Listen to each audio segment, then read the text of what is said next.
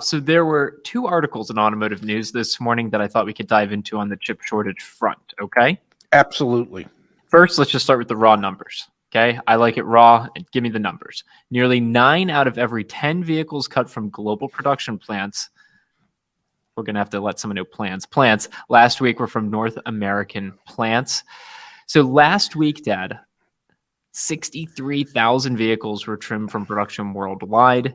9 out of 10 of those were here in North America, 56,000. Yep, that indicates to me that the domestic manufacturers in this country still haven't figured out exactly how to navigate this chip shortage. Did you see that other headline? I didn't queue it up for today's show, but it was something along the lines of like Detroit's big three know how to handle the chip shortage, and it's like, what are you talking about? Yeah. No, they don't find it. Yeah. Here it is. Detroit 3 learning how to live with chip shortage. It's like, no. Yeah, you know what they're learning how to do? Build a lot less cars and provide their dealer body with a lot less inventory to sell from. That's what they've learned how to do. And like, it's not working. We saw earnings from last week, which were down. GM's net income was down 40%. It was just a few weeks ago, Dad, that globally 200,000 vehicles were cut from production. And it's important to note that European factories didn't suffer any losses last week. It was just in North America and in Asia. And again, 9 out of 10 vehicles lost in production due to the chip shortage last week were here in North America. Yes, it's unfortunate the chip shortage, which is real, is still going on. There doesn't seem to be. There seems to be more warnings from manufacturers and dealer personnel. And the dealer one's the one I really want to hit on here in a moment. They seem to understand that this could last throughout all of 2022 and perhaps even into 2023. So it would indicate to me that to some degree the manufacturers are leveling a little bit with their dealer bodies. A little bit.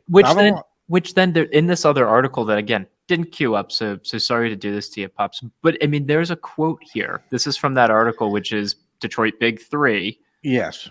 Learning how to live with chip shortage. Ford predicting increased volume in the final months of 2021 raised its full-year guidance for earnings and said it would pay shareholders a 10-cent quarterly dividend for the first time since the pandemic began. GM this week plans to resume production of the Malibu for the first time since February, an indication that its chip supplies are stable enough to build even its lowest priority vehicles. And Stellantis reported 14% lower revenue, but reaffirmed its full-year profit margin guidance, while predicting a moderate improvement on chip supply through the remainder of the year. Juxtaposed with, Dad, we have the leadership from AutoNation, Penske, Group 1, all saying, hey, this looks really bad. Yes. Like, that's this other article here is, help me make sense of this, Dad. We've got all the OEMs saying to Wall Street, we're good. And then you have all the dealer groups saying we've made the most money we've ever made, but we're really scared. How the hell do you reason any of this? Well, they're really scared because they don't have the inventory to continue.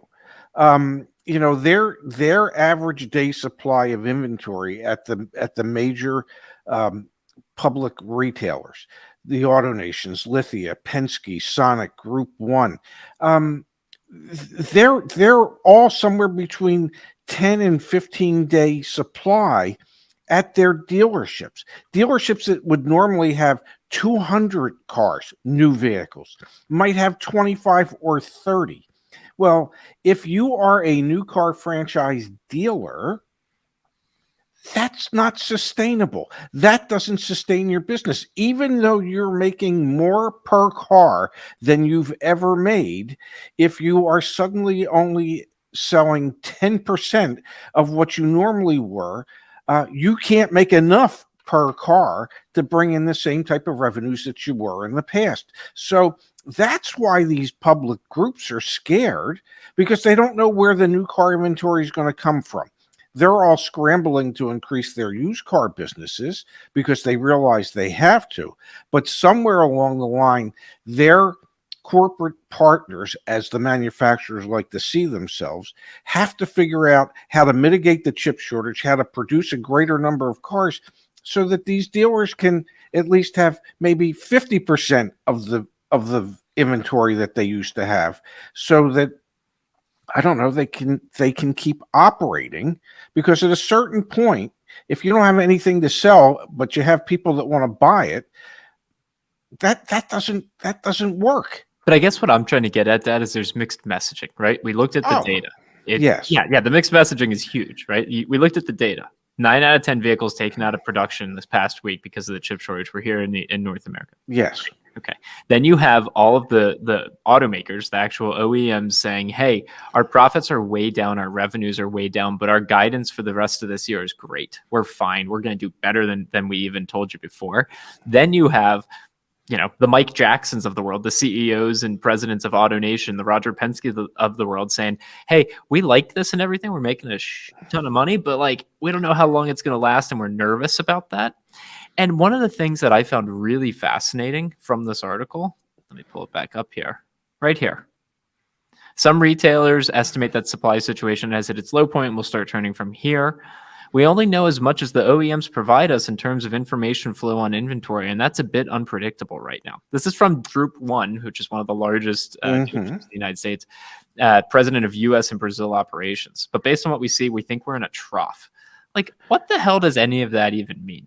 It's no one knows when it's going to get better, and everyone that we're talking to is starting to wave the flag and say it's not going to be anytime soon, like i.e. beginning of next year. We're not going to flip the calendar year and we're going to be set. Well, I would think that the vehicle manufacturers, they don't want to scare their investors. So they don't want to say, oh my God, we're going to wet the bed during the fourth quarter. We're not going to, A, be able to produce cars, and B, be able to make any type of money. Oh, so we think we're going to project, okay, and that's all it is a projection. They're going to project that they're still going to hit what they set out at the beginning of the year to be their profit structures for the year. Well, they very well might not, but they don't want to panic their investors. They don't want to have a giant sell-off of their stocks. They don't want that to maybe happen until, what is it, the first quarter of next year when they report fourth quarter earnings.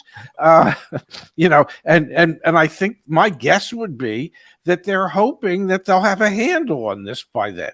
I suppose they probably won't, but that's the hope.